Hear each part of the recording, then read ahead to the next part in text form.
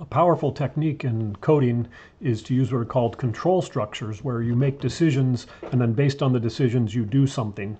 So the most common ones are if then else statements and repeats, and so we'll see both of those together. So let's imagine that we have our sprite over here as usual, and we're going to have our sprite move, and we'd like our sprite to interact with something. So I'm going to put the sprite back over here, and I'm going to create something to interact with. So how about if we create down here in the right corner, we see the sprite, and we can create a new sprite by choosing the paint.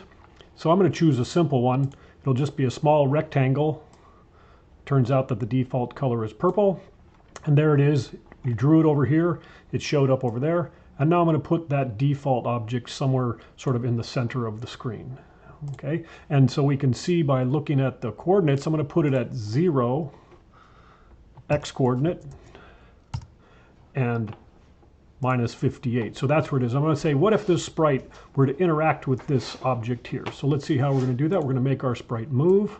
So we'll do the usual thing. We'll get our moving, and then we'll use one of our control statements that we've used before. So for example, forever. We'll put that around, and we'll put that inside, and so we'll move forever. So if we can use, as usual, our event statement, which is when the green flag is clicked. So here's a standard program of the type you've seen already. So here we go. Oh, sprite 2 moved. That's because we had clicked sprite 2 down here on the right, and this code that we just wrote was applied to sprite 2, but we wanted it to apply to sprite 1. So let's copy it out of sprite 2. We'll get rid of it from there, and we'll go put the same thing back over here in sprite 1. So here it is. We'll move our sprite 2 back to the 0 position, and we'll go back to sprite 1. There's our command. We click, and we see what happens. Oops! It just goes right through. Why is that? Because we didn't tell it that it had actually interacted.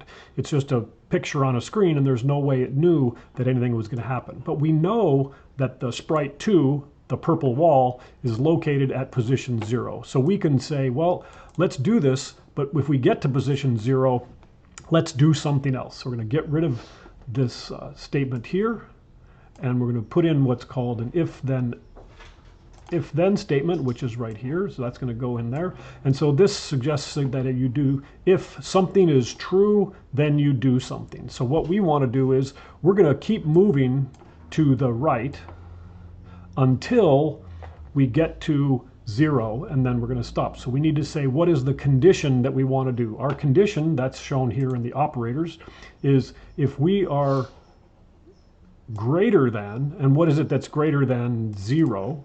What is it that we want to be greater than 0? If we get to greater than 0, that means we've gone to the wall, and we then want to say turn around.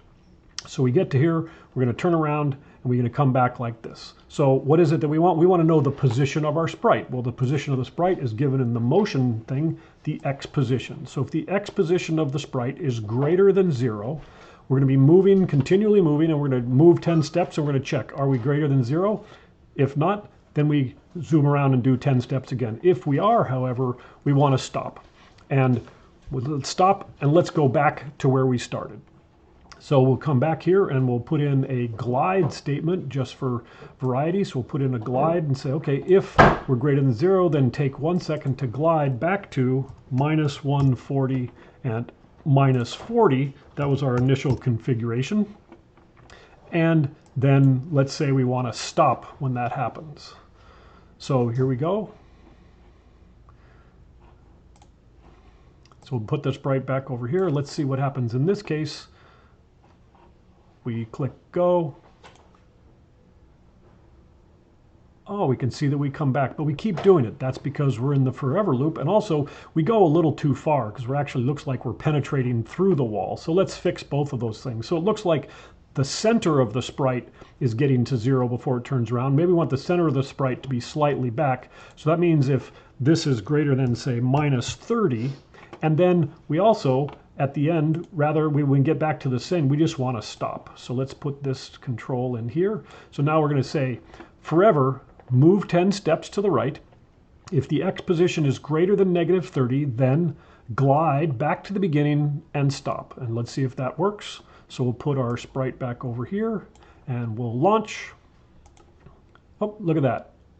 It starts, on the left, it goes forward until it hits the wall, and then it turns around.